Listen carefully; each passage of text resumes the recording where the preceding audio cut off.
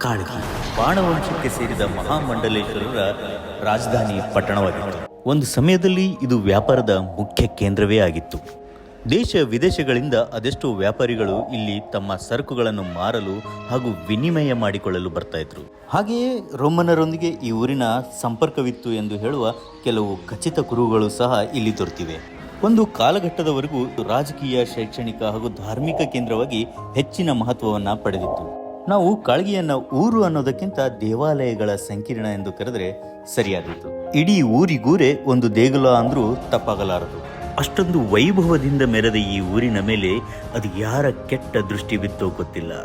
ಒಮ್ಮೆಲೆ ಪರಕೀಯರ ದಾಳಿಯಿಂದ ತತ್ತರಿಸಿ ಹೋಯಿತು. ಅದೆಷ್ಟೋ ದೇಗುಲಗಳನ್ನ ನೆಲಸಮ ಮಾಡಲಾಯಿತು. ನಮ್ಮ ಸಂಸ್ಕೃತಿಯ ಹಿರಿಮೆಯನ್ನು ಪ್ರತಿಬಿಂಬಿಸುವ ಅದೆಷ್ಟೋ ಶಿಲಾಶಾಸನಗಳನ್ನು ಹಾಗೂ ಶಿಲ್ಪ ಕಲೆಗಳನ್ನು ಧ್ವಂಸ ಮಾಡಲಾಯಿತು. ಪುಷ್ಕರಣಿಗಳನ್ನು ಮುಚ್ಚಲಾಯಿತು.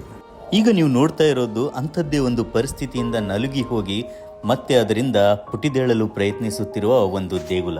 ಕಾಳಗಿ ಅಂದ್ರೇನೆ ಅಪ್ರತಿಮ ದೇಶಭಕ್ತರ ಹಾಗೂ ವೀರ ಯೋಧರ ಊರು.